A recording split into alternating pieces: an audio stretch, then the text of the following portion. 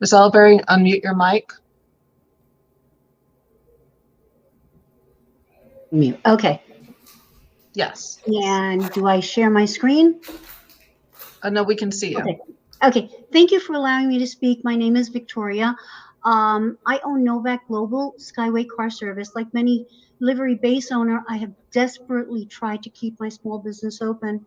With policy and industry changes over the past decade, it has become a Herculean effort to continue to provide quality service within my community. Unlike the 90s, where there were about 11,787 yellow cabs, 12,000 black cars, and about 20,000 livery cars, each sector was different from the other. Livery cars were community-based cars and also serviced transportation deserts. They would often carry cash, while black cars at that time were exclusively corporate and often were paid by vouchers and credit cards. Everyone stayed in their proverbial lanes. Being in this industry for 30 years, I remember that in May of 2000, in response to the murder of 10 livery cab drivers within 5 months, the Taxi and Limousine Commission rightfully made a mandatory rule for all livery cab drivers to install digital cameras and or safety partitions. Mayor Giuliani created a $5 million program to reimburse livery drivers $325 each for partitions or cameras. 23 years later, there are no reimbursements, and those outdated, unreliable, and overpriced cameras are a financial burden to livery drivers. New drivers choose black cars over livery industry because they do not want the added cost of installing a camera. Unlike in the 2000s, the lines between the black and livery sectors have become so blurred that as of December of 2022, according to TLC's annual report, the total number of black cars is overwhelmingly 89,559, while the livery vehicles are a mere 3,978. Since black cars no longer cater exclusively to corporate clientele, the livery and black cars compete and serve the same clientele. The overwhelming advantage the black cars have over the livery car industry has been slanted for quite some time. Now, at long last, livery drivers are relieved by the recent rule that removes the requirement for an in-vehicle camera system. My company and I wholeheartedly support this step in the right direction. There is no reason for livery to be mandated again to have the IVCS when black cars have never been held to that standard.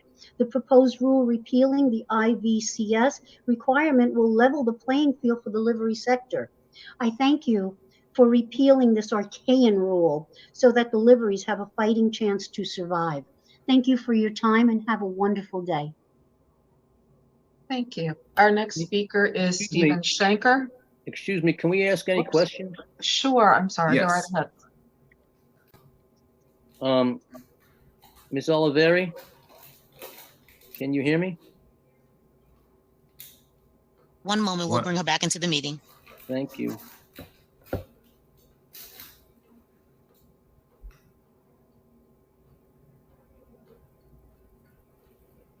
Hi, can you hear me? We can hear you. We haven't been able to see you, but we can hear you. Thank you. Oh, I'm sorry. I don't even know how to make it, how to make it, share my screen maybe? Probably. It's okay. Doesn't matter. My question is, so you're in favor of this rule. What do you think the choice of most of the drivers would be, to have the camera or to have the partition? I think they should be able to choose that, but not at such a tremendous cost. The cost to maintain these cameras, if it breaks or if they have to initially put a camera in their car, is too much. And the fact that they have been burdened by that one financial portion, they'd rather go where they don't have to do that. So I think that they should be able to choose. And there are so many choices right now because technology has changed from the 2000s. So okay. I think that buying a camera is very simple. Now it's up to them whether they want a partition. A partition is also a good choice. And it all depends upon what the driver feels safe with. I think both could be an option or one, but I don't think that it should be mandated that a camera should be put in the cars by one company that is completely antiquated, that is not effective. And as Mr. Cabeza said, it has not proven to be good in situations where something does occur. Right. No, we understand that. And we certainly, we're certainly, the whole idea of this is to expand the opportunities and to give more choice to the drivers. There's no doubt about that. My question has to do with, as far as the options, where do you, and the cost relative to the knowledge that you have and what you think would work best for the drivers, where do you think most of them would likely go? What direction do you think they would likely go? And what do you think, separate question, maybe, what do you think they feel more comfortable with? Well, I can only speak for what I know. I can't speak for other drivers, but I can tell you that they would want the cameras. Some would want facing out and inward. Some would want a partition or maybe both. For insurance reasons, I think both would be very good, especially in this day and age, because many drivers are being attacked, black car as well as livery, because now black cars are also utilizing the cash payment. So right. I don't see a reason why the livery industry should be burdened with this. We understand. That's what we're trying to do here, is level the playing field. It's to your knowledge, what is the cost?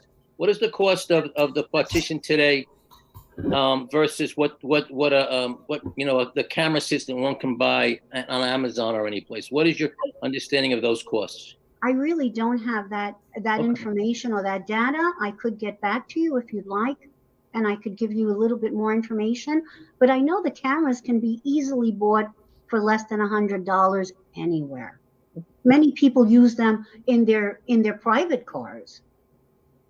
And since I was talking simply about the cameras, that's what I would like to lean into. Thank you. Thank you. And thank you all, commissioners.